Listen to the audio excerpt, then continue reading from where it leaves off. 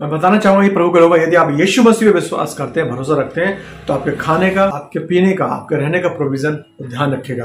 अब ये बात मैं 100% कैसे बोल सकता हूँ कि ये बात सही है। हम लोग मत्ती 6 अध्याय की 31 से देखे, उसमें लिखा है तुम इस बात की चिंता मत करना कि हम क्या खाएंगे क्या पिएंगे। यानी कि उस परमेश्वर को आपका ध्यान है। क्या एलीजा ने एक बार भी कहा यहोवा से कि मैं वहां करीत नाले पे, चैरित ब्रुक पर जा करूं, जो बिल्कुल, जिसका मतलब कटिंग अवे, जो एक आइसोलेशन पीरियड है, जो पीरियड है, जो एक विल्डरनेस का पीरियड है, जहां पर मैं अकेला रहूंगा, तो मुझे वहां पर कोई शॉप है ना, बस पैसे, मैं कैसे खाऊंगा पीऊंगा। मसीह कह रहे हैं कि मैंने तुमको अपने स्वरूप समानता बनाया है और तुम इस पक्षियों से बढ़ के हो, तो मैं तुम्हारा ध्यान क्यों नहीं रखूंगा। यानी कि total dependence on the Lord. परमेश्वर एलीजा को, परमेश्वर एलिया को सिखाना चाह रहा है कि संपूर्ण मन से यहोवा पर भरोसा करना क्या है। I want to tell you that the Lord our Jesus Christ is committed to help us, is committed to grant us what we need।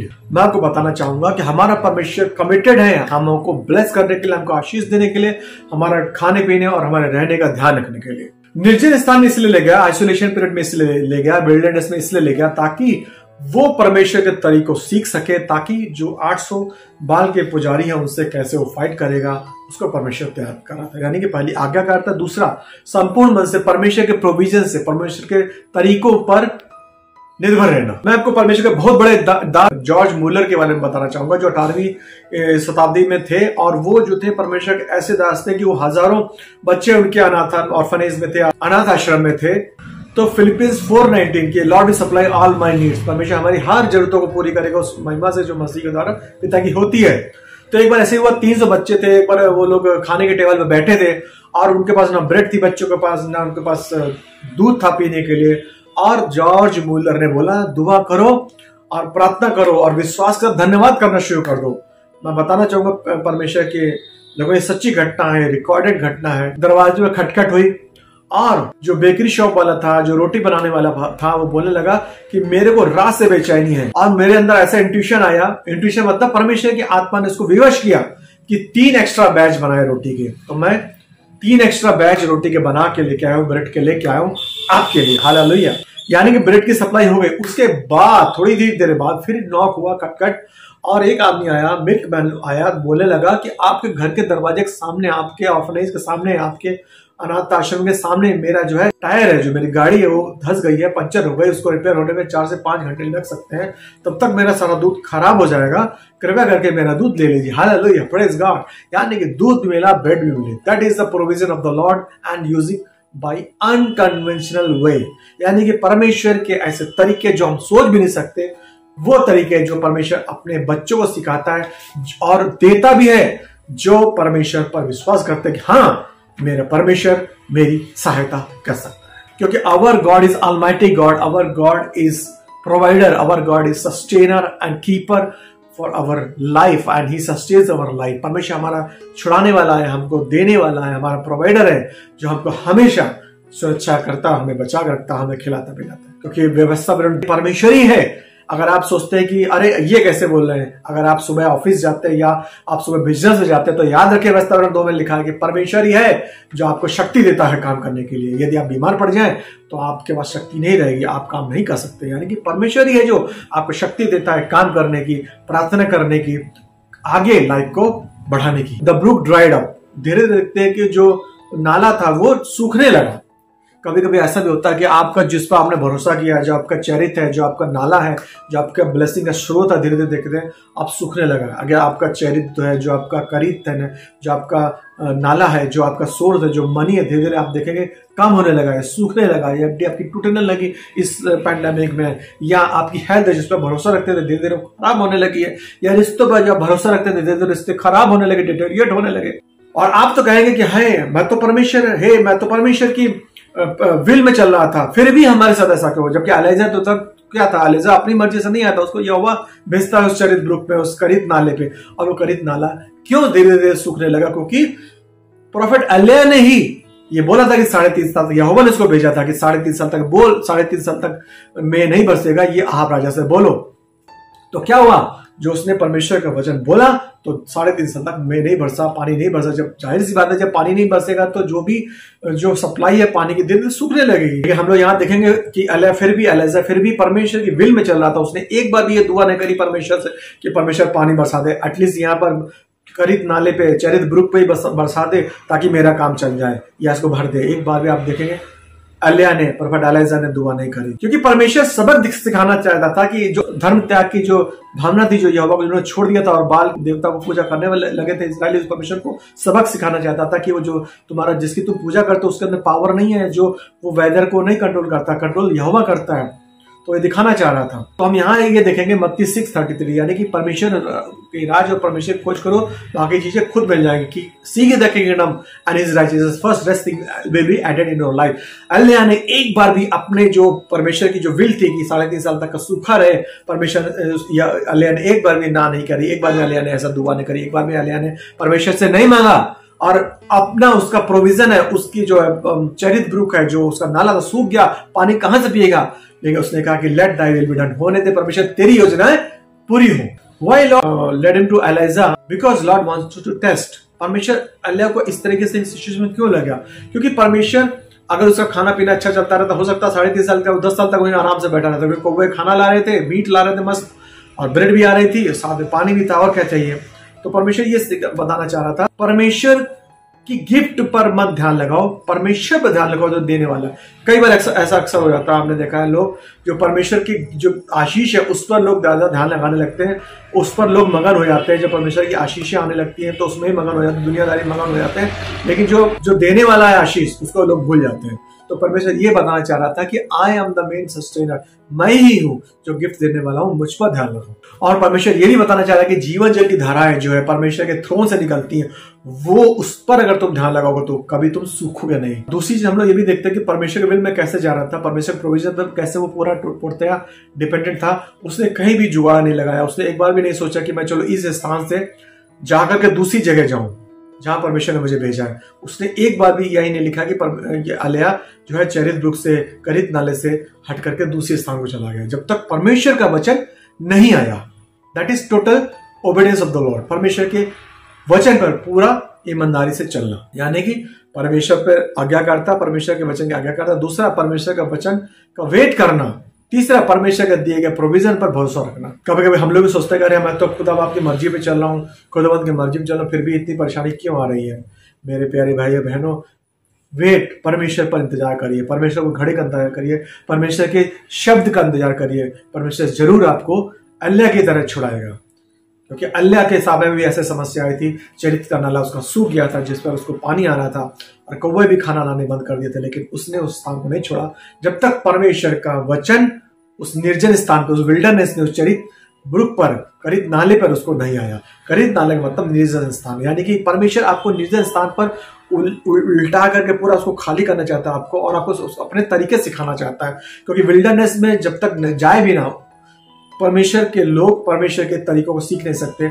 40 साल का विल्डरनेस, 40 साल का निर्जन, 40 साल का आइसोलेशन मूसा के जीवन में भी था, जिसको फिर उसके बाद जब 40 साल का विल्डरनेस पास कर लेता तब वो इजराइल का छुड़ाने वाला बनता है, जो मिस्र से इजराइली को छुड़ा करके लेके कनान देश को लाता है। यूसुफ के जीवन में भी 13 साल तक वो जेल में रहा था, और पोतीपर की वाइफ जो थी वहां पर उसका जो चरित नाला था, जो उसका करीत नाला था, जो उसकी सप्लाई थी, सप्लाई कहाँ था, पोतीपर के हाथ में था। सप्लाई बोला तो जीवन की, चरित नाला मतलब जीवन की जो सप्लाई जो आ रही थी, जो एक आइसोलेशन प्लेस में था, वहां पर उसकी जो पोतीपर की बेबी है उस पर आरोप लगा देती है और उसको जेल हो जाती है। यानी कि वो परमेश्वर की मर्जी से भी जा रहा था, फिर भी उसको जेल हो जाती है, फिर भी वो एक बार भी ना नुकुर नहीं करता है। यानी कि 13 साल का विल्डरनेस जीवन था। और राजा दाऊद को जब वो 18 साल में उसका एनोटिंग हो गई थी, सामुएल प्रॉफिट कर देता है, फिर भी उसको 15 साल, आने वाले 15 साल वो भागता रहा, दर दर भागता रहा, क्योंकि साउल राजा उसके जान के पीछे पड़ा रहा। और 2 बार साउल राजा उसके हाथ में आया, फिर भी उसने उस पर हाथ नहीं उठाया। क्यों? क्योंकि वो परमेश्वर की योजना में चल रहा था, अपनी योजना नहीं बना रहा। तो चाहता तो मार करके राजा तभी बन जाता, लेकिन 15 साल उसको विल्डरनेस में गया, आइसोलेशन में गया।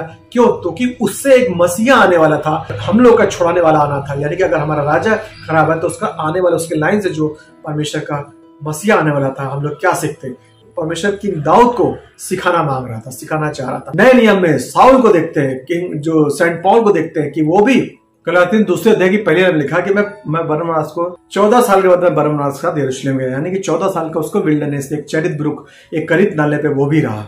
और मैं भी अपना एग्जांपल बताना चाहूंगा कि मैं जब एयरफोर्स में था, मैं जब हाकिमपेट हैदराबाद में था, तो मैं चाहता था मेरा साल्वेशन हो गया, तो मैं चाहता था हे परमेश्वर मेरे को एक साल और पोस्टिंग आ रहा था, मुझे बहुत अच्छा लग रहा है हैदराबाद में, लेकिन परमेश्वर के तरीके मैं नहीं सीख रहा था। परमेश्वर मुझे कहाँ ले गया, 3 साल के लिए जैसलमेर ले गया, रेगिस्तान में ले गया, थार के डेजर्ट में ले गया। वहां पर मेरी ऐसी ड्यूटी रहती थी कि 24/7 मैनिंग रहती थी, यानी कि दिन रात की वहां मैनिंग रहती थी। मैं रात में जाता था और अगले दिन सुबह आता था, यानी कि परमेश्वर की बाइबल मेरे पास रहती थी। और परमेश्वर से मेरे, जब मैं अकेले रहता था तो परमेश्वर से मेरा रिश्ता और मजबूत होता चला गया, यानी कि परमेश्वर रहता था और बाइबल रहती थी, मैं रहता था, यानी कि परमेश्वर ने अपने तरीके सिखा। वहां पर भी मेरे को मेरा वो विल्डरनेस था, मेरा वो आइसोलेशन पीरियड था, जहां से परमेश्वर ने अपने आने वाले योजनाओं के लिए जो मुझे वो बनाना चाह रहा था, वो परमेश्वर ने मुझे सिखाए। यानी कि अगर आप परमेश्वर के इस्तेमाल होना चाहते थे, परमेश्वर आपको विल्डरनेस से, इसमें आप डरिए मत, घबराइए मत। परमेश्वर के तरीके सिखाने के लिए आपको परमेश्वर विल्डरनेस से या निर्जन स्थान से या आइसोलेशन से या चरित ब्रुक से या करीत नाले से लेके जरूर जाए, जिसका मतलब होता है दुनिया से अलग करना, यानी कि आपके अंदर का वर्ल्डलीनेस, जो आपके अंदर संसारी की दुनिया का ज्ञान है, वो परमेश्वर निकालना चाहता है और अपने तरीके वो आपको सिखाना चाहता है। अगर आप परमेश्वर के तरीके सीखना चाहेंगे तो आपके जीवन में विल्डरनेस, निर्जन स्थान, आइसोलेशन पीरियड जरूर आएगा। और यहाँ पर हम देखते हैं एलिजा जो है माउंट गिलियाद से आता है, गिलाद के पहाड़ से आता है, फिर उसके बाद वो यजरेल को आता है, फिर वो चरित नाले को जाता है, करीत नाले को जाता है, फिर वहां से वो सारपत को जाता है, यानी कि करीत नाले को बोलते हैं आइसोलेशन पीरियड, निर्जन स्थान। फिर वहां से परमेश्वर उसको सारपत को, अगर उसका ट्रांसलेशन देखेंगे तो उसका मतलब होता है स्मेल्टिंग फर्नेस, यानी कि आग की भट्टी में डालता है, यानी कि उसको पहले उसकी दुनियादारी निकालता है, अपने तरीका सिखाता है, यानी कि चरित ग्रुप में करीत नाले पर, उसके बाद उसके कैरेक्टर में काम करता है, उसको स्मेल्टिंग फर्नेस पे लेके जाता है, उसके कैरेक्टर को, उसके चरित्र को परमेश्वर निखारता है। कभी कभी हो सकता है कि आपको जो कठिन समय आने वाला हो, जैसे यूसुफ को दिख जाता था, यूसुफ जब वो मिस्र में था तो उसको जो है जो सूखा था उसको दिख गया था और उसने उस हिसाब से योजना बना करके मिस्र को बचा लिया था और वहां का वो प्रधानमंत्री बना था। लेकिन कभी कभी होता है कि जब परेशानी आने वाली होती है, सूखा आने वाला होता है, यानी अगर करीत नाला आपका सूख रहा होता है तो आपको पहले से नहीं पता होता है। परमेश्वर will not tell you one step ahead और नॉट वन स्टेप आफ्टर, यानी कि बिल्कुल एक्यूरेट टाइम में परमेश्वर का वचन आएगा। परमेश्वर के पास फिर भी परमेश्वर के पास योजना थी। उस सूखा नाला करीत नाला सूख जाने के बाद भी परमेश्वर के पास एलिय्याह के लिए योजना थी।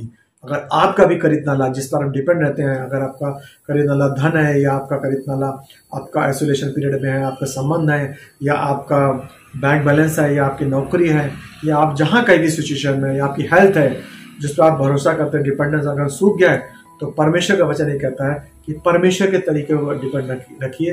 परमेश्वर को फिर भी एलिय्याह की तरह योजना है आपके जीवन में कि परमेश्वर आपको वहां से निकाल करके लेके आएगा, लेकिन जरूरत है हमको परमेश्वर के सही वचन सुनने की, वेट करते रहने की, आज्ञाकारिता के साथ। It's same for you, hard time में कम, या आपके लिए भी कठिन समय आ सकता है। गॉड ऑलवेज हैज अ वे, परमेश्वर के पास हमेशा नए तरीके होते हैं हमको बचाने के लिए, हमको छुड़ाने के लिए। So now here we see Lord has commanded raven to feed the Elijah. परमेश्वर ने कौवे भेजे थे और करीत नाले दिया था पानी का सप्लाई एलिजा के लिए, एलिय्याह के लिए। फिर इसके बाद जब ये सूख जाते, जब बंद हो जाते, परमेश्वर उसको बोलता है कि जा सारपत नगर की विधवा के पास जा। हालेलुया, यानी कि ये दरवाजा बंद हुआ, दूसरा दरवाजा खुल गया। यीशु मसीह कहते हैं कि अगर एक दरवाजा बंद हो गया, दूसरा मैं खोलूंगा। परमेश्वर कहता है कि प्रकाशित वाक्य 30 के साथ लिखा है कि परमेश्वर कहता है, यीशु मसीह कहते हैं कि मेरे खोले को कोई बंद नहीं कर सकता और मेरे बंद को कोई खोल नहीं सकता। यदि एक दरवाजा बंद हो जाता है, दूसरा दरवाजा जरूर खुलेगा। परमेश्वर के जनों, प्रेशियस ब्रदर एंड सिस्टर, मेरे प्रिय भाई बहनों मसीह में, मैं आपको बताना चाहूंगा, यदि आपका करीत नाला सूख गया है, यदि आपको जो कौवे जो आपके अनकन्वेंशनल तरीके जिससे परमेश्वर की जो मदद कर रहा था, यदि बंद हो गई, तो बिलीव मी, परमेश्वर के वचन में ठहरे रहिए, आज्ञाकारिता में ठहरे रहिए। परमेश्वर जरूर विधवा स्त्री, जो सारपत नगर की विधवा स्त्री की तरह जो एक नया दरवाजा एलिय्याह के जीवन में खोला था, आपके जीवन में परमेश्वर एक अनकन्वेंशनल तरीके से, एक ऐसे तरीके से जो अनयूजुअल है, जो आप नहीं जानते, जो सुपर नेचुरल तरीके से परमेश्वर आपके लिए दरवाजा खोल सकता है, खोलने में सक्षम है। और खोलेगा। परमेश्वर इन वचनों से आपको आशीष दे। आमीन। Praise the Lord. हमें उम्मीद है कि आपको हमारे वीडियोस पसंद आ रहे होंगे और आप बहुत कुछ सीख रहे होंगे। उनसे मसीह में बढ़ने में, बाइबल के वचनों को समझने में आपको मदद मिल रही होगी। तो फिर देर किस बात की, जल्दी से हमारे YouTube channel life in Christ को सब्सक्राइब कीजिए और साथ ही साथ बेल आइकन भी दबा दीजिए ताकि हमारे लेटेस्ट वीडियोस के अपडेट्स आपको मिलते रहें और आप हमारा कोई भी वीडियो मिस ना करें। और हाँ, दूसरों के साथ ज़रूर शेयर कीजिए ताकि वो लोग भी बाइबल के वचन की समझ में और यीशु के साथ अपने मजबूत रिश्ते में आगे बढ़ सके, उन्हें भी यीशु के आने के दिन के लिए तैयार होने में मदद मिल सके और बहुत से ऐसे लोग जो नहीं जानते मसीहा को, वो जान सके अपने सच्चे परमेश्वर और ज़िंदा खुदा को। और साथ ही साथ हमारा जो फेसबुक पेज है वॉल ऑफ फायर, उसको भी ज़रूर से फॉलो कीजिए और ज्वाइन कीजिए। Thank you and God bless you.